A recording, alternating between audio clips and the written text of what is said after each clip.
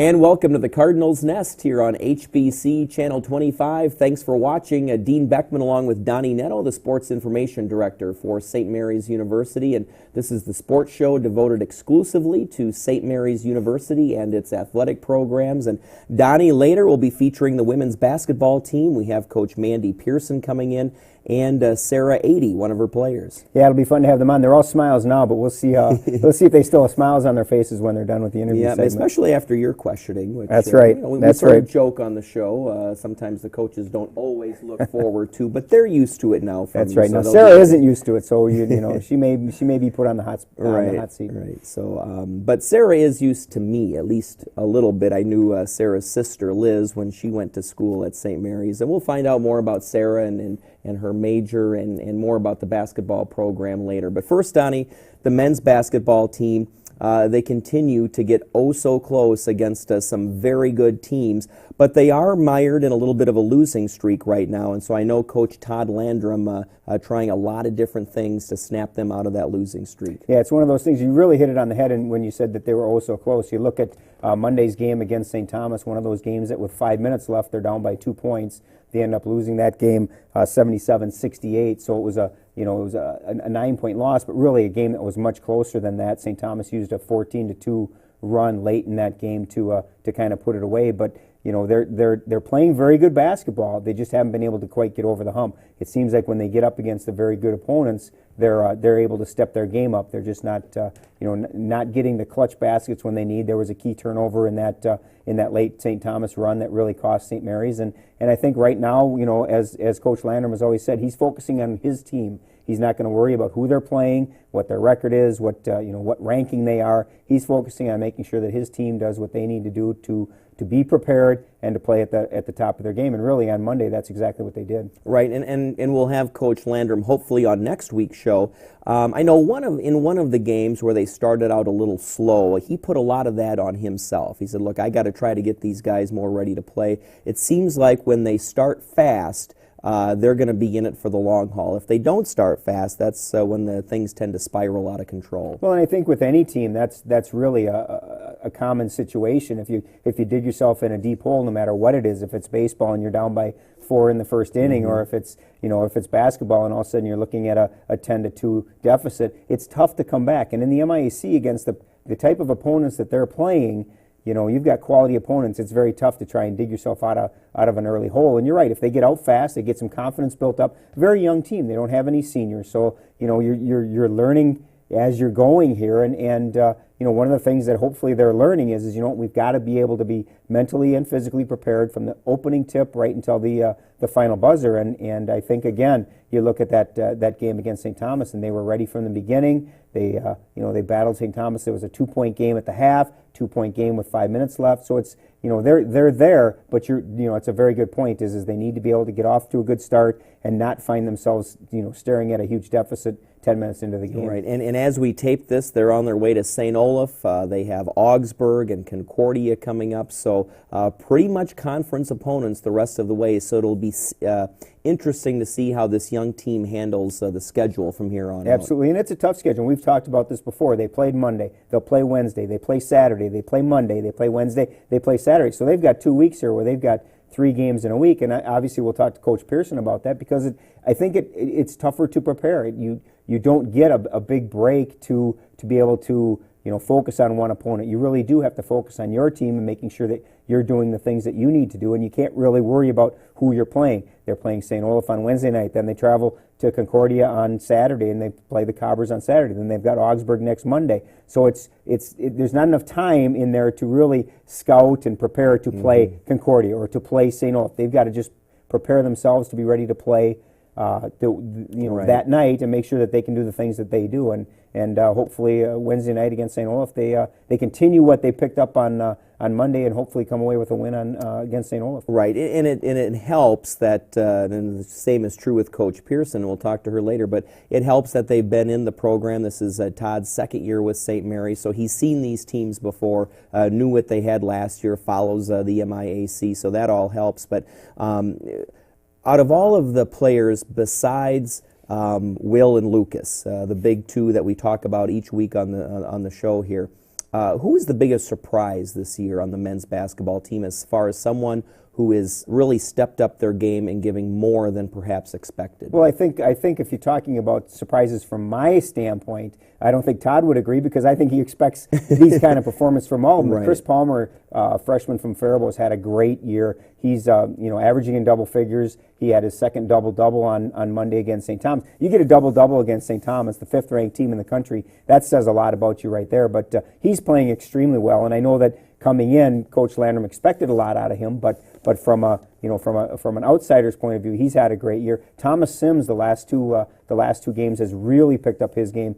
He had 10 points the game prior to St. Thomas, and then he had 12 points against the Tommies. So what Coach Landrum is finding right now is he's getting some scoring from some people other than Will and Lucas. We can talk about Will and Lucas. It'd be great to talk about them all the time because they're phenomenal kids and they're phenomenal players, but they're finally getting some help from some other players, and really that's important as well. In that you've got to be able to have some people that should Lucas or Will be shut down, they've got some other people that they can go to. And right now, offensively, Chris and Thomas have proven to be two people that they can go to get some good scoring. And we'll get to the women's basketball team later with Mandy and Sarah. So let's go to men's hockey now. Still just one win on the season, 11-1, although they did get another win in a tournament that was counted as a tie. But let's talk about last weekend's games, a couple of non-conference hockey games at St. Mary's against Eau Claire and River Falls. First, the Eau Claire game. I thought the problem there is just too many penalties in that contest, as they had over 20 minutes in penalties against Eau Claire. Absolutely. You talk to any coach, it can be basketball, it can be hockey, it can be whatever sport has fouls or penalties. You can't spend 20 minutes in the penalty box. That's a whole period. So really, in a 60-minute game, you spent a third of that in the penalty box. And they only lost 4-2, and most of the goals were power play goals by Eau Claire. And that's it's really hard to get into the flow of the game when there's continual stoppages. You're continually putting on your penalty kill unit or your power play unit when Eau Claire would get penalties, and it's one of those things that you really don't get into a flow of the game. Your lines are continually being jumbled around, and so it's really hard for them to get anything going. And it's a tough loss, obviously, to lose to a team like Eau Claire, who I think Coach Moore felt that they should beat, and obviously played right with them right to the end. But right now they need to find a way to get a win, and that's reality. And really, it looked like Saturday was going to be that day against a very good River Falls team, a team that had beaten St. Mary's 7-0 right before Christmas break. St. Mary's goes into the third period leading 3-1. River Falls ends up tying the game before regulation ends, and then scores a shorthanded goal in overtime to win 4-3. Very, very deflating for St. Mary's, because it's one of those games similar to the Wesleyan game out at the Nichols tournament where you've got a 2-goal lead going into the third period. It should be a game that you should be able to come away with a win, but unfortunately things didn't go their way and they ended up losing 4-3. Yeah, that River Falls game had all sorts of things going on in it. What impressed me the most about the Cardinals in that one is, okay, so they're leading 3-1 after 2 periods. River Falls comes out in the third, ties it 2 minutes into the period. So the Cardinals could have just said, okay, here we go again. We're going to give up a big lead and lose this one. But they didn't. They went the rest of that period, kept it a tie game, sent it into overtime. So I thought that was something Coach Moore could really build on. Yeah, absolutely. I think one of the things, if as a stat person, and I'm one that likes to pour over the stats, you look at their Achilles heel right now is the beginning of a period. They've given up 13 goals in their first 13 games. They've given up 13 goals in the first 2 minutes of a period. And any coach will tell you the first 2 minutes and the last 2 minutes of a period are the times that you make sure you don't get scored on. Great if you can get a goal because it builds the momentum, but you never want to give one up there because it if you're starting a period, now all of a sudden the other team's got the momentum. If you're ending a period and give up a goal, now you've got to go into the locker room, you've got to think about that, and it really is. It can be a really mentally a draining thing. And right now the beginning and end of periods is really what's struggling with St. Mary's. Now they play St. Olaf this weekend, a team that has already beaten us 5-2 in a game that they scored twice in the first minute the first time around. So again, St. Mary's, we talked about it with the men's basketball. They need to get off to a good start and then keep that momentum going. Right. Another thing, too, I think power play goals, because in that River Falls game in overtime, the Cardinals had a 5-on-3. Then it was a 5-on-4, and then the Cardinals lose on the shorthanded goal in overtime. Yeah, it's something any coach is going to work on. You always want your power play to be as effective as it can. I mean, it's supposed to be to your advantage. You should have the advantage when you're on the power play. And right now, it's just not clicking. It's kind of a momentum thing. Once your power play starts clicking, they get a couple goals. Now there's that confidence, and all of a sudden, it just seems like that just continues to snowball. You give up a shorthanded goal. Now you're questioning what you're doing. You're wondering if your power play unit is the right unit. You have the right people there, or if you're running the right system. And so right now, I think Coach Moore is still trying to find the right fit in the power play. Penalty kill, they're doing a great job. They're pretty solid on the penalty kill, but power play, they definitely need to do a better job of scoring goals on that. All right, women's hockey now, they are on a roll. They are 7-4-1, coming off a couple of non-conference wins last weekend over Marion College. And we had Nicole Olson on the show last week. And I think we might have brought her a little bit of good luck, because she went out against Marion on Saturday and scored 5 goals in one game. Yeah, I think what she an owes us. incredible performance. I think we should have her on every week, and maybe Coach Manor will want her on every week. Yeah, it was a phenomenal performance from Nicole. St. Mary's was leading Marion 1-0 early in the first period, and Nicole scored the next 5 goals to lead them to the 6-0 victory. She's just the second person in women's hockey history to score 5 goals. Emily Kearns did it during the 2001-2002 season, but for anybody to score 5 goals in a game it's absolutely mind-boggling. Right. We tout hat tricks as a big deal. Well, she had a hat trick in the second period alone, so a great performance from her, and obviously it was a great weekend for the Cardinals to pick up 2 wins. The interesting thing, you mentioned that they're 7-4-1, and what kind of gets forgotten in that is they started out the season with 3 straight losses. So really they're 7-1-1 in their last 9 games. So things are going very well for them. Now obviously they close out their non-conference season against a conference opponent, but who just happens to be one of the best in the MIC in Gustavus this Saturday. After that, now it'll be all conference games for them down the stretch, and I know Coach Manor's looking forward to this weekend, as he said last week, because he wants to really see how his team stacks up against really the best team in the MIC, right. and fortunately in a non-conference setting. Yeah, what an advantage that is for the Cardinals, because so it won't count in the conference standings, and yet coming out of that game, okay, now we've seen about the best that the MIAC has to offer, regardless of the outcome, and the rest of the way you have conference opponents. And so that has to be the best thing you can do to prepare yourself for the stretch run. Absolutely. Always nice to get a couple of games. We talked to the men's as well, where they had the 2 non-conference games. You can kind of see, you can use them. Very good Wisconsin teams that they played, and you can use that as a good measuring stick. Same thing with that hockey showcase at the start of the season. Absolutely. And I know Coach Manor will be doing the same thing this weekend. Okay, where do we stack up? Yes, we're playing very well. We're 7-1-1 in our last 9, but where do we stack up against the good teams in our conference? MIC is a very tough women's hockey conference, and I think that, win or lose, he'll at least be able to say, okay, here's where we're at, here's what we need to work on, and again, you can always find that silver lining in that, that was one of the best. So, if they want to get where they want to get, and that is first in the playoffs, and secondly, they want to get to that national tournament, well, you're going to have to beat the best. So, this would be a very good measuring stick for them. Yeah. Now, Donny, the track and field indoor season begins this Friday for St. Mary's at the University of Wisconsin-Eau Claire.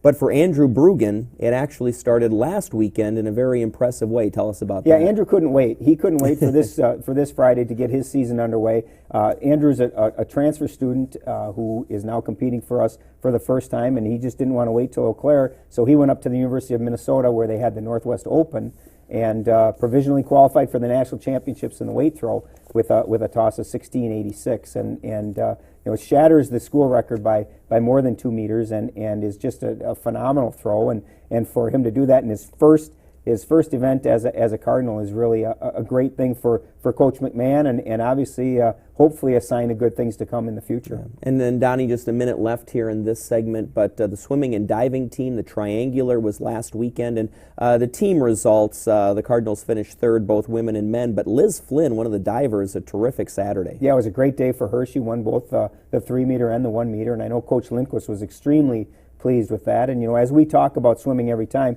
the team results really don't make a big difference for them. And I know that he was happy with a number of the swims. And I know having talked to him, he's very excited for this weekend. It's senior day on Saturday. They've got the St. Mary's Quadrangular, which will be their final home meet of the season. And so they're graduating 5 seniors. They'll be honoring them at that meet. And it's always a fun thing. We talk about it in every sport, that senior day it's a big deal, and the athletes look forward to it, the coaches look forward to it, and hopefully they'll perform very well and give their seniors a great send-off. Well, we'll go from a team sport where the team results don't necessarily matter all that much to one where they really do matter, and that is women's basketball. We'll have Mandy Pearson and Sarah Adie in next here on the Cardinals Nest on HBC. It's been a great experience. I would recommend it to anybody. There's a lot of little guys out there that need help and need a male role model to look up to and help them with various aspects of their life. Yeah, because of him I got very good grades right now. I thought that I would get bad grades by myself, but now that I have Marcus around, yeah, I have better grades. If you want to be a part of it, contact Big Brothers Big Sisters of Winona at 452-2227. It's easier than you think. You don't have to change your life to change his life. Welcome back to the Cardinals Nest here on HBC, Channel 25. Dean Beckman, Donny Nadeau, joined by Mandy Pearson, the head coach for the women's basketball team, and Sarah Adie, her sophomore post player. Mandy, Sarah, thanks for joining us. And Mandy, I know you were smiling when you heard about Nicole Olson being on the show last week, getting 5 goals, so now you're expecting big things from Sarah, right? Huge things from Sarah. You know, we're thinking 20 rebounds, 35 points, something like that tonight. Why not? What do you think? You can always use that. No pressure, Sarah. No pressure. But Sarah, tell us a little bit about yourself. You're from Chanhassen, right? Yep. So tell us how you got started in basketball, how you ended up at St. Mary's University, what your major is, and things like that. I started playing basketball probably when I was in 5th grade, and then I went to Holy Family High School in Victoria where I played. And then I got interested in St. Mary's from my sister who went here. She went here for 4 years, and then she went to the graduate program here.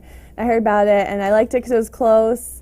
And I liked the small classes and everything. And I'm majoring in elementary education with a science concentration. Okay, good. Maybe you'll end up at the same school as Liz. Yeah. But Mandy, Sarah has played an important role to your team. Sarah typically comes off the bench, but has really been a key contributor in a number of different areas. I've always been impressed by her rebounding abilities. Yeah, her rebounding is very good. You know, you talk about her sister. What did your sister tell you? She'll say, people ask her, what position does Sarah play? She's a rebounder. She plays defense. Position. You know, and that's what Sarah brings to us, brings to this team every single day. We know that we're going to put her in there. She's going to play great defense, number one. And number two, she's going to go and get some offensive rebounds, which is an area that we need to really have it in those games. And what I've noticed this year, maybe a little bit more than last year, is the offensive game has picked up a little bit after securing the rebounds. For Sarah? Yeah. Yeah, you know. I think there was one offensive rebound she got in a game, caught the basketball, turns to look, and the whole bench is yelling at her to shoot. you know, I don't think you find very many basketball players that their focus is really defense and rebounding, but Sarah's improving a ton on the offensive end and working on scoring a little bit more. Great. Sarah, how do you find this year different from last year? You know, obviously coming from high school last year to the college ranks. Now this year you've got that year of experience. How is this year different than last year? This year I think I'm a lot more confident and used to playing with the team. It's kind of hard just coming in playing with a bunch of people, when in high school you're used to playing with the same girls for 4 years. So it's kind of hard coming into that. But this year I'm more comfortable with them, and I think we're all closer too, so that helps like off the court as well. Well, Mandy, talking about this year's team, it's been fun to see this come together. You have a freshman point guard in Renee Pecorina, but a lot of returning players as well. Emily DeWitt has come off the bench and has been a sharpshooter from outside. So this has got to be a fun team to coach because you have a lot of different players that kind of fill all the right roles. It's been a lot of fun this year. I just talked to them a lot about we have all the tools to be successful this year, and it's starting to come together very nicely. You know, we have good leadership at the top. Kim Kaminsky, Jess Miller, Sherry Kulig have been fantastic. They work hard, set great examples for our younger players, and then we have the younger girls who I think the second round of the MIAC play is going to start here will become a little bit more consistent and comfortable with their roles and understanding what the MIAC's all about. You know, it's nice. I'm sure, I don't know if Jess Miller will argue with me or not, but it's nice that she actually has some people around her now that can actually take some of the scoring burden off her. Sherry Kulig has really stepped up her game this year, and freshman Jess Stone has done a really nice job from the outside as well. Is it make it better for Jess to be able to maybe not have to feel that pressure of having to score 30 points every night? I don't know if it's a pressure for her. the pressure came from us telling her, I don't care if you're making every shot or missing every shot, you have to continue to shoot because we need that. We need to get shots off in our offense. But she moves really well without the basketball, and she doesn't create a lot of shots on her own. So it's important that we have other people doing other things so that she's not getting double teamed and teams can't key in on her as much. So she has a little bit more free range or movement in there. So she's been scoring a lot on the inside. Teams are coming out on her shooters, which makes it easier for us to get the ball inside to her. Donny brought up the name Jess Thone. I was at the Carlton game, I think it was, and what an incredible second half. And I would imagine, Mandy, you've been kind of waiting for that to break out a little bit, where she had over 20 points in the second half. I think ended up with 27 for the game. Yeah, she can shoot. Yeah. She's a very good shooter. The thing about Jess is, she started out and she claimed it in a little bit of a slump this year. She started out shooting. It's a different pace game. It takes a little bit longer for freshmen to understand that pace, feel comfortable shooting. But she's very confident. We're trying to get her to become more of a score-first player. She's a very good passer. She's always looking to attack and pass her teammates, which at the beginning turned into some turnovers and a little bit of frustration for her. But in that game, she always comes out real confident. The Bethel game, she shoots a 3 with 18 seconds left, game winner. I don't know many freshmen that are going to be comfortable shooting that, but it's her confidence and poise that's been very helpful from her as a freshman this year. In the first segment we were talking about your schedule, and Sarah, if you could just touch on what it's like as a player to have to play Monday, Wednesday, Saturday, and how you do not only that, but also to keep your studies up as well. I think sometimes it's hard just when we have tests or projects due, but I think it's better that we have this schedule and we know ahead of time what we have to do, because then you get it done early and then it's out of the way. So I think it kind of helps. After the season's over, it's you have all this time, and it's kind of harder to plan because you don't have a schedule. You have to be here at this time. So I like it. How about you, Coach? In terms of preparation, was I on target in the first segment? Do you have to just prepare yourself rather than worrying about who you play because there's so many games in a row? A little bit of both. It's scary to make adjustments and prepare too much for one team. We played Hamlin. Some of their guards are a little bit one-dimensional, really like to attack to the right, they're not going to shoot outside. And so we made some adjustments defensively. And then I don't think, for a game against St. Kate's, I think that hurt us a little bit. So there's a fine line between how much you prepare for an opponent and how many adjustments you make to where you just, continue to get better yourself. So it's a little bit difficult to make that decision. But we spend a lot of time at practice working on things that we need to focus on every single day, actually, more so than our opponents. Mandy, your team is 3-8 as we tape this, but in position to really make a jump in the conference standings with a lot of key games coming up here. So what are the key improvements you think this specific team needs to make in order to do that in the next few weeks here? A big thing for us has been taking care of the basketball. So we've been doing a lot of breakdown drills at practice, working on our footwork. Every single day. It probably gets a little bit annoying for these poor girls, but we've been doing things like that, working on passing and catching the basketball. And if you look, our last 2 games, and let's knock on wood here real quick, it stays this way, but our turnovers have decreased a ton. So taking care of the basketball is obviously number one. We need a little bit more balanced scoring, so we're not just having one person scoring 15 or 20, where we're having, a few of our starters in that 10 to 20 range, and then some scoring off the bench I think would help us. And then obviously rebounding. I think those are going to be 3 very big keys. So we've been working on our fast break to try and work on getting some easy baskets, and really working on patience and timing in our offense and looking to attack. You close out the first half of your schedule, St. Olaf, Concordia, Augsburg, and then you get that second go-around. Yeah. What's going to be the difference in the second? For these players, how important is it to have seen these teams, kind of know what to expect, and then how will that help you the second time around? The second time around, I think it's going to be bigger for our freshmen and sophomores. A few of our sophomores played a few minutes last year, but now they've gotten more experience playing in this conference. They're used to it. They got to play against those teams. So same thing for our freshmen. We're hoping they have a better understanding of what it takes to compete 3 days a week in this league. and I think we'll be a little bit more consistent. We'll have some higher expectations, but these next 3 games are going to be pretty big for us. Sarah, based on what Mandy just talked about there, coming from high school at Chanhassen, what was the biggest adjustment for you? You're a sophomore now, so you're used to the conference play, but thinking back to last year, what really surprised you about college basketball? I think what you said too, like the pace of it. Like in high school, it seemed like it was a lot slower. In this one, it's like constantly you're running back and forth. Every game. Right. Yeah. So I think the pace of it is just a lot quicker. And like you're playing against girls, like where if you came from your high school and you're like the tallest one or something, now everyone's that player in this league. So that was kind of hard. And Mandy, I've got what might be a tough question for you, Okay. and that is, you were a star player in the MIAC, but now you've been a coach for a few years here. What is it that you thought about coaching when you were a player, and how does that compare to actually being a head coach in the conference? What I thought about? Did you think it was easier, or did you really think, boy, that would be a challenge? And now, how does that compare to now that you really are the head coach and a few years in here with some experience under your belt? I knew coaching would be a challenge. As a player, and my biggest thing as a player is you're out there on the floor and you can have such an impact on the game. And so I could be out there, when I was playing, this needs to happen, I'm going to go do that. Well, as a coach, you realize that you don't have that influence on the court. You can't run out there and grab the ball. You can't. But I guess the biggest learning, or the thing that I've learned the most is that first month of practice is so important.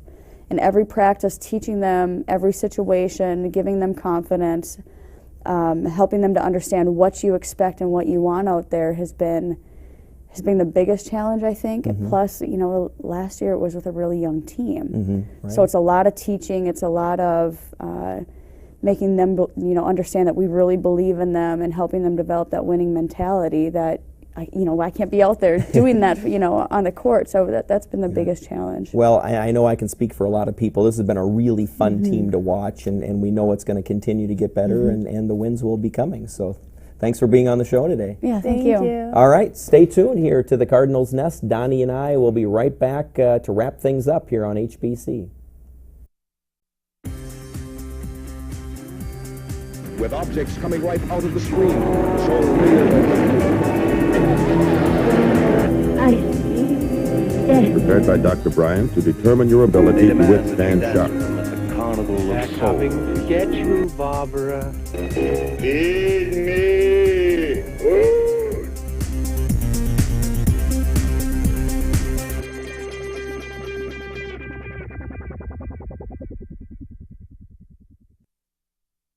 Back on the Cardinals Nest, a couple of art and theater related things coming up here at St. Mary's University. Faculty members from the Department of Art and Design will display a variety of artwork through Sunday, February 14th in the Lillian Davis Hogan Galleries located in the Toner Center. And the show is called 7 Point Perspective, and it'll feature primarily the work of Sister Margaret Meir, who is a faculty member in the art department and will be retiring this year. And there you see a picture of Sister Margaret. And it'll also include work from Brother Rod, Preston Lawing, Rob McCall, John Whalen, Charlie Campbell, and Kathy Christensen. Also, the Moscow Festival Ballet will present Giselle at 7:30 p.m. on Tuesday, January 26th at Page Theater. Tickets $27 for adults, $25 for students. You can call 457-1715 for ticket information there.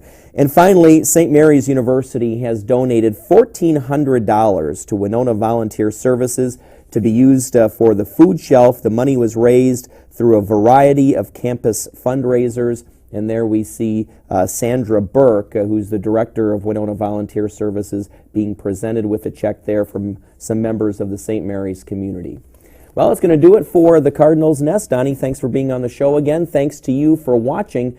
Tune in again next week for another Cardinals Nest right here on HBC Channel 25.